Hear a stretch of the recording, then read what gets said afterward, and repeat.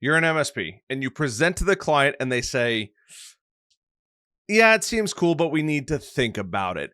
I am going to tell you, I'm going to teach you how to crush this objection. I'm going to show you how to actually overcome this objection, because the answer is probably not what you think it is, and it's actually easier than you might think it actually is.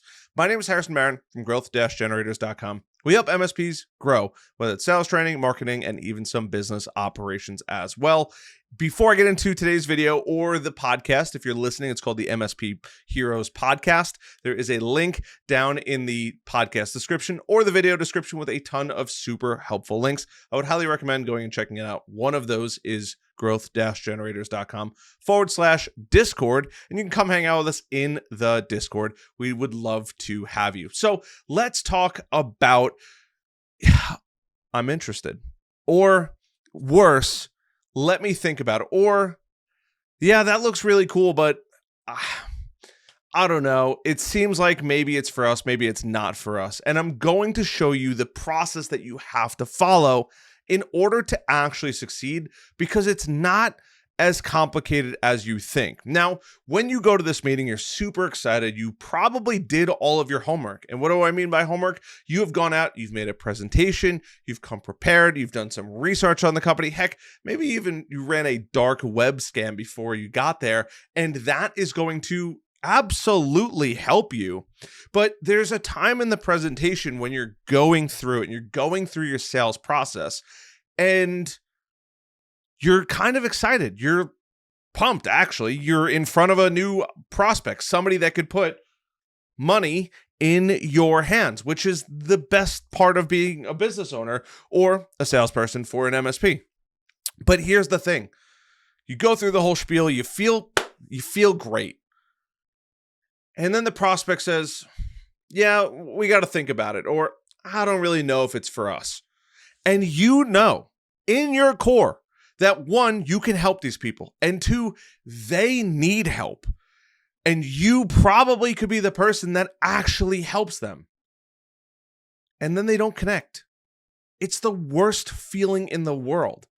Trust me, I've been there way too many times, but I've also learned how to overcome it with, maybe we'll call it science, but my method that has worked infinitely well for this exact problem. Now I'm going to share my screen here. We're going to dive into this video. So you go through, right? You are here and you have a prospect and you want them to give you money. And I know that sounds super, super simple.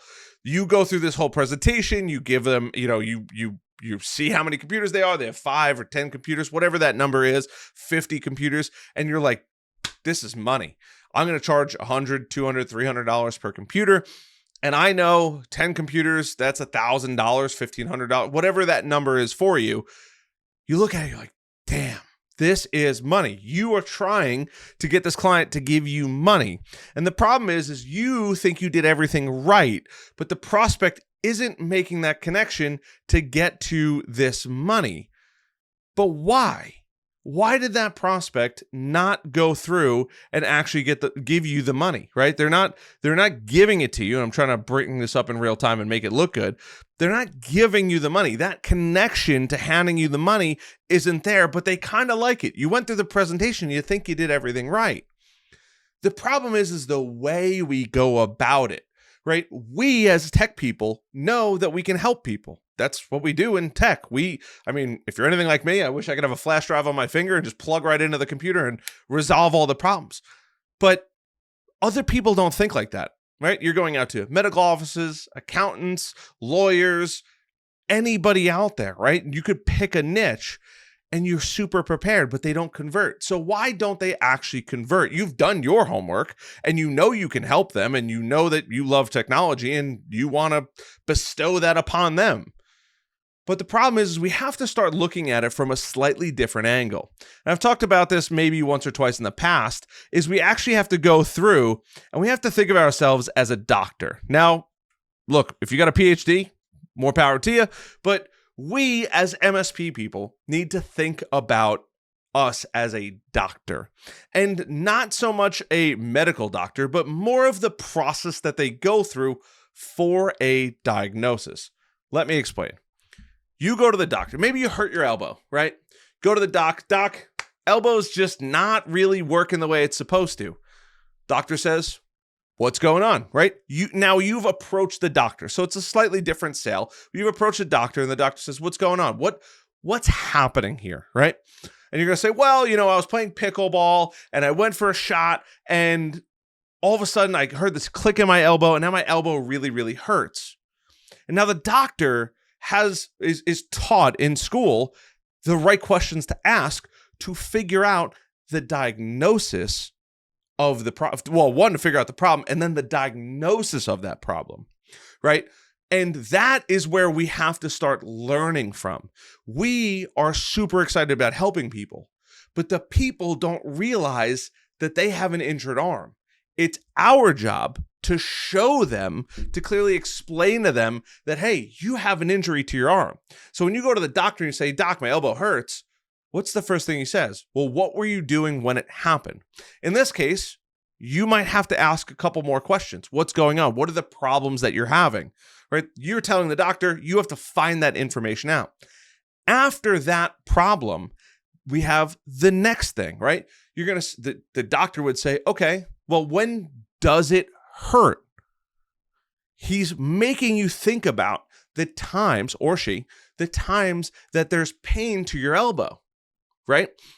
We as MSP people have to go into that sale and say, what's giving you guys problems? What are some of your technology headaches? And then the client or potential client, prospect, is going to word vomit all over you, hopefully. But then the doctor says, okay, well, if it doesn't hurt when you're walking, when does it hurt? Well, doc, you see, when I play tennis, I play pickleball, even when I'm typing on the computer for a while, my elbow really starts to hurt. Okay. Now in the MSP world, we have to say, how often does this problem happen? What's going on when this problem occurs? Now, it could be as simple as the software isn't connecting to the printer. It could be as simple as, hey, my computer just won't work. It won't start up. It takes forever to load, whatever it is. They're going to tell you, and you have to ask those appropriate questions. Well, when does this problem happen? Oh my God. Every Tuesday, for whatever reason, Jill has one job. Jill's got to print a report. Every time she goes and prints a report, it only happens on Tuesday. It doesn't connect. We call the vendor. The vendor doesn't really know what's going on. They're not willing to fix the printers. So Jill has to go bother somebody else. Oh, now the doctor is going to say, okay, great. They're going to run some tests and figure out your arm. Now we got to switch over fully to MSP person, right? You have now found the chink in the armor, that little void that we have to explore. And it's not in a malicious way. But we, as MSP people, have to show the client the impact, because the client, in many cases, right, has been dealing with this problem for so long. And your elbow could be the same thing. For whatever reason, you've decided not to go to the doctor, and then finally one day you get fed up with it and you go to the doctor. I'm getting so excited here that things are dropping off my little bookshelf. That's the connection we have to have, right? Because now we can say, okay, well, the doctor's going to say, what is this stopping you from doing? Well, it's stopping me from hanging out with my friends on Saturday mornings playing pickleball. In the business world, what problems does this occur? What problems does this cause? What do you guys typically do when this happens? Well, Jill gets out of her desk. She goes to Mike. Mike, gets up out of his desk, tries to figure out the printer again because something happens with. Do you know what an IP address is? It's something with the IP address. And you're like, yeah, it's an IP address. Like, okay, well, is it static? Is it dynamic? That person, right, doesn't know these terms, these fancy things that we talk about every day. So now, he's getting up and now he's got to help Jill, and sometimes it stops somebody else, and then somebody else can't print from the printer because we changed things. And in all honesty, it stops the office for probably 2 or 3 hours a week. It stops the office, or it's taking people. But you see, people don't fully understand that we need to go through and connect these things. So we have to then figure out how to bring the money to us, right? And we have to quantify that money. I probably should shrink this little arrow down here, but we have to quantify it, right? So now we can start painting the picture. We've diagnosed it, and now we're sitting and thinking about, okay, how do we show them that it is worth giving us the money? But before we show them that, right, people buy based on emotion. That's why they buy. But we have to connect that emotion to something. We can connect it to fear, but in many cases, we're going to connect it to money, right? And fear for cybersecurity and that kind of thing, because it's truly something that they need to be focused on. But we need to think about it as a monetary thing. So if Jill gets up, let's just say everybody in the office makes, for easy numbers, about $100,000, which is about $50 an hour. If there's 10 people in the office and they lose productivity on a Tuesday, every single Tuesday for 3 hours, think of how much money that is. That's $150 per person every single week. Now you quantify that over the 10 employees, that's $1,500. Now we're connecting us as this doctor to the money. We're showing them the cost, the financial burden that they are experiencing through this process. This is what is going to show them why they should do the next step, which is then give you the money. We want them to give us the money. That's the goal, right? Help the clients and get paid for the work that we love to do. That's what the whole point of this is. But it's the way you go about it, which is super important. That client knows that you want the money. It's the route. You're asking for the sale. You haven't given them reason to hand you the money and say, yes, we need this. And this all came from a conversation I had with somebody in MSP Heroes. And if you want to learn more about that, check out the next video it'll be out for.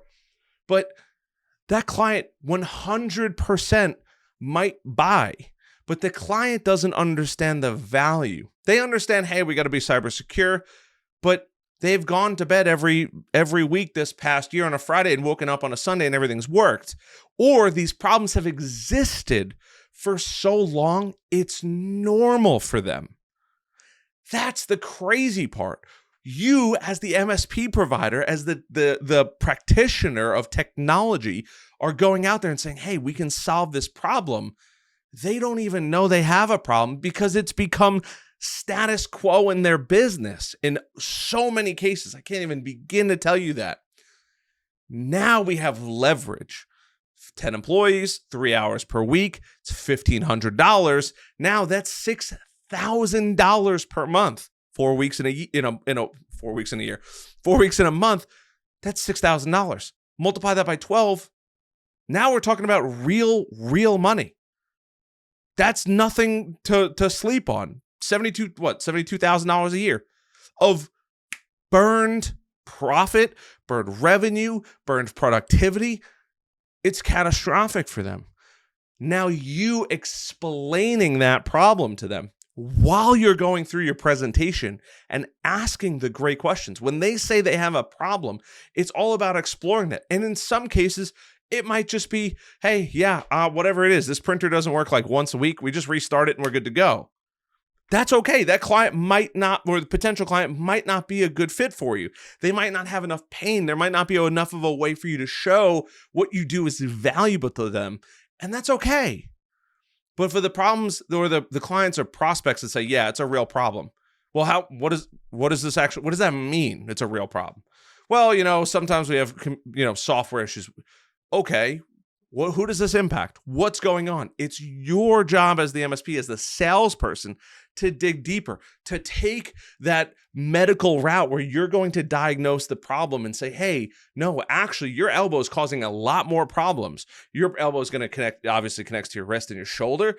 By you not being able to perform normal tasks, it's actually going to hurt your joints as well, increasing the need, right? And it's a doctor doing the right thing for the person. And it's your job as the MSP to do the right thing for the prospect and truly show them. because they might not even realize that that is happening. And that is how you are going to change that over. Not every person you give a presentation to or talk to is going to be a client. But when they have a problem and you can explore that problem and you start realizing, oh my goodness, there's a massive, massive issue here, you need to take that consultative approach, that kind of medical diagnosis approach, and walk them through it. And also, you as the MSP are going to learn so much by hitting that like button and hitting that subscribe button and that notification bell. But in all honesty, they're going to start vomiting all of these problems out, and you better get ready to write. In this case, I only have an Expo marker, but write as fast as you possibly can, because everything that they're saying should be on your hit list for when you start your onboarding process. And that is how you overcome probably the hardest challenge that most of you are going to have. And I finally made a YouTube video about it. I wish you the best of luck on your sales. If you found value in this, please leave a comment down below. You could just say, hey, Harrison, great video. I learned so much. You're amazing. You should grow some hair. I don't know. I'll take all of those as honest answers. I appreciate that out of you guys. I love that out of you guys as always. And I will see you guys on the next one. Bye.